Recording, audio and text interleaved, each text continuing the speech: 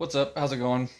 Kind of just wanted to talk today about tariffs and more specifically NAFTA and sort of the view on it when it first was being proposed, um, which I believe was the 90s. Anyway, probably would have been a pretty topical video to make around then.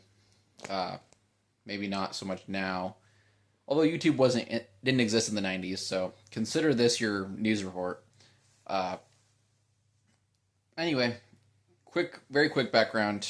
The North Atlanta Free Trade Agreement was basically to reduce tariffs as much as possible between the United States, Canada, and Mexico.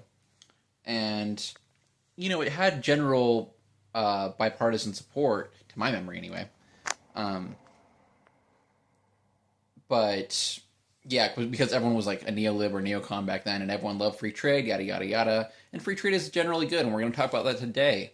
Um, I guess the reason that this video is topical today is because free trade and tariffs are kind of an issue of the day. Maybe not the issue going on right now, but certainly an issue. Um, and so yeah, let's talk about it. Um, so Bernie Sanders was opposed to NAFTA, and I apologize if I misrepresent his argument here, okay? But to my knowledge, the reason he was against it is because um, if you are instituting free trade, right, then that basically ensures you get the cheapest possible goods, which means you get the cheapest possible labor, which means you probably get the worst working conditions for the labor that you get, right? So, for example, the U.S. could import cars from Mexico or metals from Mexico that were made with Mexican labor that was largely unregulated, especially back then. Um, and so Mexican laborers just went through a lot worse conditions than the U.S. Laborers, and the argument is, well, we shouldn't condone that. We shouldn't buy from them until they get more, or sorry, until their workers receive better working conditions, right?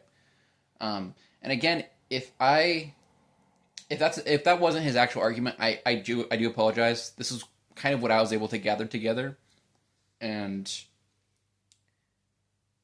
yeah, I the reason I'm bringing it up is because I am favorable towards that argument, right?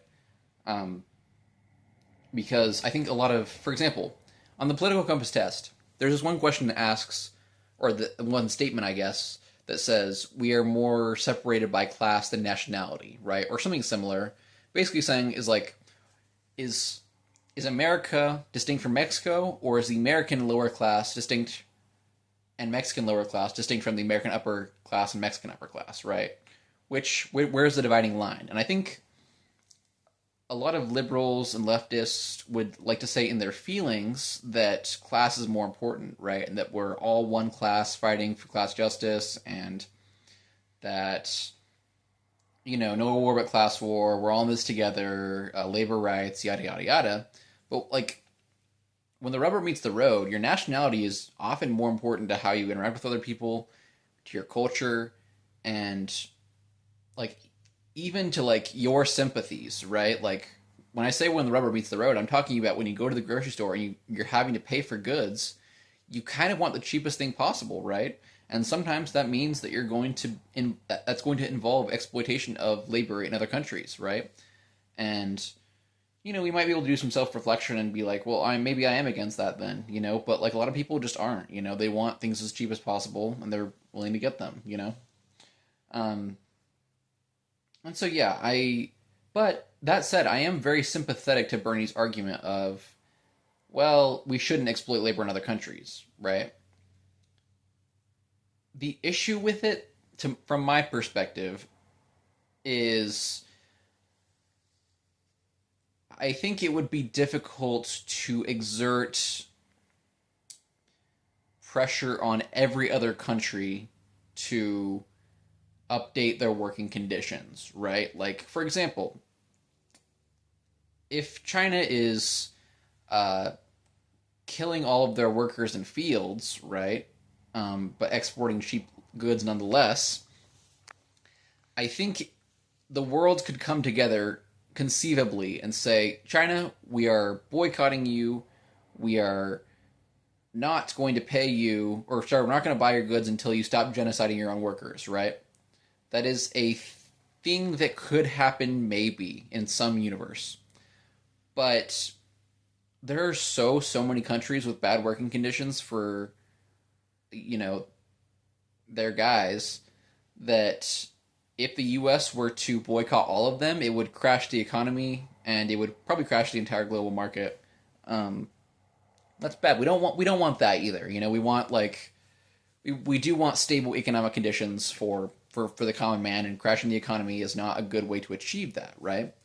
And so I think the argument with Mexico and Canada on the counter argument to what I just said would be like, well, yes, but because they're closer to home, because they're closer to us, because we have NAFTA on the table, we could, in theory, exert a little bit more pressure on them than what we're doing currently.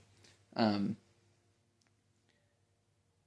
and to that, I agree, but like I think it just gets a little bit finicky and a little bit complicated. You know what I mean? Like,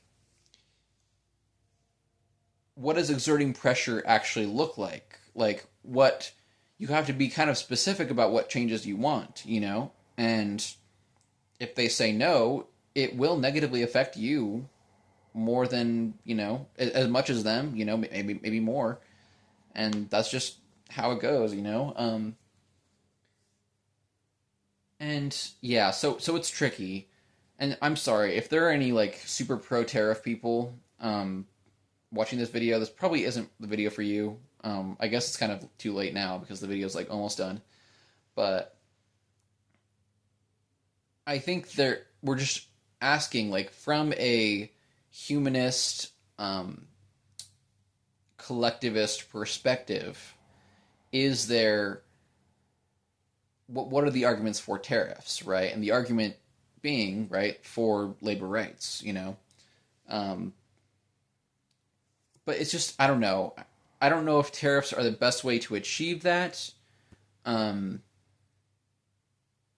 I don't know if it's even feasible, right? Like